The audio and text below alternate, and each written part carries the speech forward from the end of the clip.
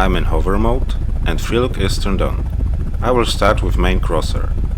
It indicates where the gun is aiming and marks a target point for homing missiles. If the crosser is solid, it means that the point it is aiming is in reach of the gun. If the crosser changes into dotted, aiming point is out of gun reach, but it is still within sensor's reach. If the crosser line shrinks into dots, the aiming point is out of gun and sensor's reach. You can see how crosser symbology changes while I rotate the camera. Field of regard box shows if sensors marked as a rectangle and the gun marked as a dot are reaching their limits. On the left there is aiming point distance. On the top there is compass indicator showing sensor's heading. Now I will switch to sensor's camera. This view allows to zoom in quite a lot, but helps to spot distant targets. As same as the crosser in third-person camera, sensor's crosser marks the aiming point for the gun and for homing missiles.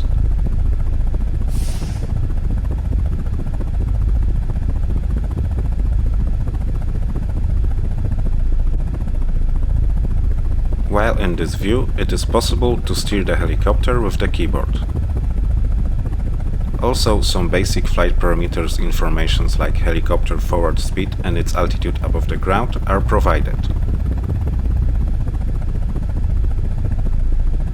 Next, I will explain sensor's view rotation limits symbology. If you will start to reach gun rotation limit, a proper information will show up. Flickering writing means that aiming point is out of gun reach. If sensor's rotation limit will be reached, the crosser will flicker. You can see how third-person camera crosser changes if I rotate a bit more to the left. I'm back to sensor's camera and it is visible how symbology changes while I rotate the sensors. Field of regard box and distance to aiming point symbology are the same as in third-person camera view.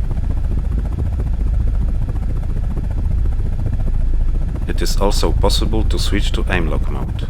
In third-person camera view, it will force gun and sensor's rotation to aim at a fixed point. So it disables free aim, what is indicated by the bars around the middle of the HUD. You can see how sensors on the helicopter nose and the gun rotates towards aiming lock point while I rotate the helicopter.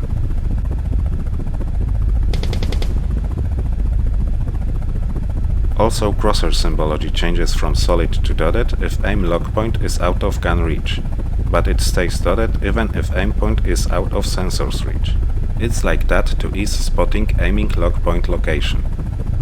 If I switch to sensor's camera, the sensors are already aiming at aim lock point, but rotation isn't fixed like in third-person camera. In this view, aim lock is indicated by the bars at the crosser line's ends. Choosing aim lock point is possible only within sensor's reach. So if I will try to mark a point outside sensor's reach, aim point will be established in place that sensors are aiming at. Now I will show how aim lock helps to acquire targets while helicopter is moving. I will shoot tanks formation on the left. Note that aim lock is turned off. I raise the nose to be within gun reach, and in this view it's not so hard to keep the crosser on target.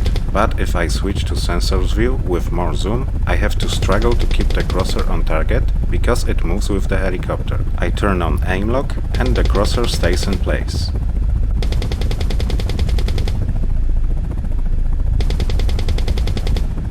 Next I will show how target locking works.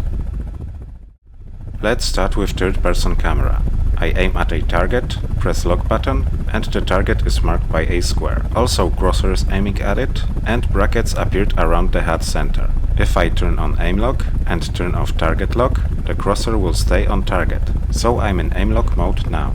If I will lock the target again, then turn off aim lock, then turn off target lock again, the crosser will appear in the HUD center, so I'm in free aim mode now. In sensor's view, locked target is indicated by the brackets around it.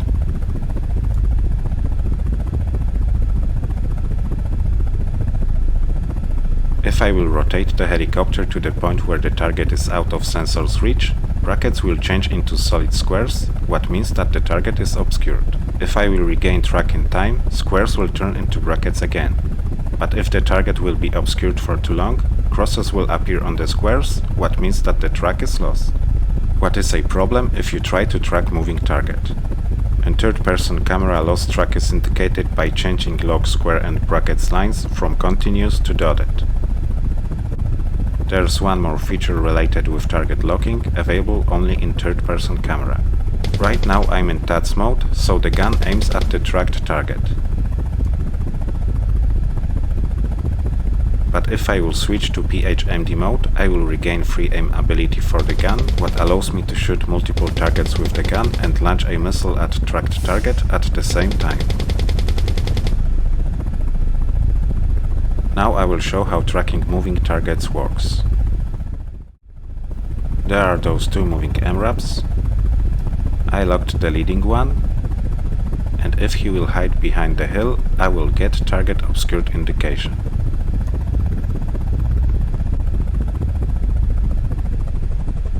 If the target will be obscured for too long, I will lose track and aim will be locked to the last tracked location. So you can see that the MRAP isn't tracked anymore and the lock stays in place. Tracking a moving target helps aiming the gun.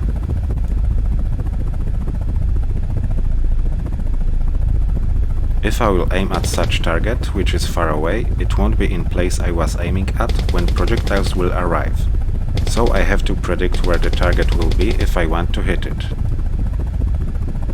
But if the target is tracked, the gun will make aiming corrections for target move automatically. Gun projectiles often won't be able to completely destroy an armed vehicle, but they will most likely immobilize it and make it an easier target for other, more lethal weapon systems. There will be separate detailed video about the damage system and projectiles characteristics, but I will say a few words about it now. Basically, vehicles do not have health bars.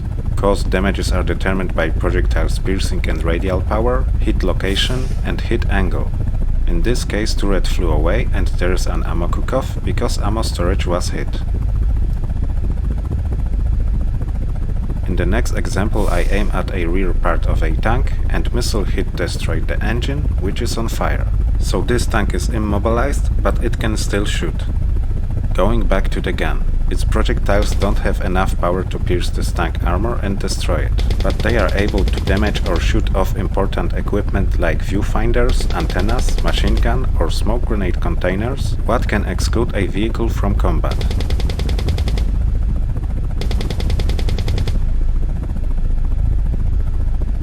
Now I will use aim lock to mark aim point for unguided rockets.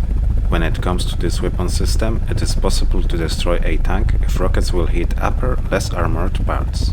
Rockets also have quite high radial damage factor and radius, so they can damage or shoot off tank equipment, even if there was no direct hit. I use this stative to aim rockets.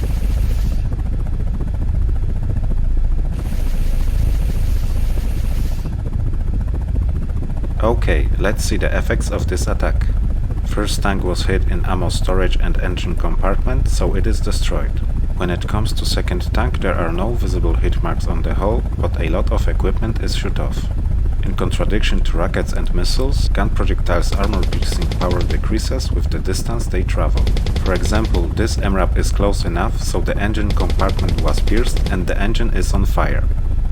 At this point you have probably noticed that our helicopter gun is not a sniper-precise weapon and have quite wide projectile spread. That's why in real life it is called area weapon system, so the farther the target is, the less projectiles will hit it, like in shown example. Also at such distance projectiles don't have enough power to pierce the engine compartment, but radial damage they are causing is still able to damage the wheels. That would be all for this presentation. I hope that you like how targeting and weapons system works in my game. Of course, many features are missing. The most important one is laser-based targeting mechanic. Right now targeting works like if the laser was always turned on. For example, distance to target is always measured accurately for the gun and there are no guidance restrictions for homing missiles. Implementing laser mechanic will allow to add two other distance-defying modes. Manual, where the player defines distance to target, and automatic, which assumes that the terrain below the helicopter is flat, but can generate obvious data distortions in mountain areas. Laser can also notify enemies about your presence in the area if it's turned on. And some vehicles have a laser illumination warning system, so they will know that they are targeted and they will act accordingly. For example, fire a smoke screen and seek for cover. The laser mechanic will also allow to add missile seeker mechanic, so laser guided missiles will be able to hit the target only if laser illuminated point will be inside seeker visibility cone. That would be all for this video. The next one will present damage system and projectiles characteristics, so do consider subscribing the channel to stay tuned. I would also be pleased if you give this video a like and write your thoughts in the comment section. Thank you for watching and goodbye. At the end, I would like to introduce the sponsor of this video, which is INS Grass. INS Grass is an innovative scattering add-on for Blender. It allows to easily populate 3D scenes with stunning looking and optimized foliage thanks to high quality assets included in the add-on and many cutting-edge features. One of these features is advanced colorizing options, allowing to achieve countless color variations with only one asset type. Colorizing can be correlated with scale and density patterns, so for example taller instances will be green, while shorter ones will be dry yellow. Another feature is advanced camera culling system, excluding all instances outside the camera frame. What speeds up rendering time and reduces system resources usage. There's also LOD system based on instances screen size, which helps to optimize your 3D scenes significantly. More optimization features. INS Grass also allows to change instances shape from the add-on menu level, what gives additional abilities when it comes to customized foliage look, or you can use this feature to create realistic wind animation.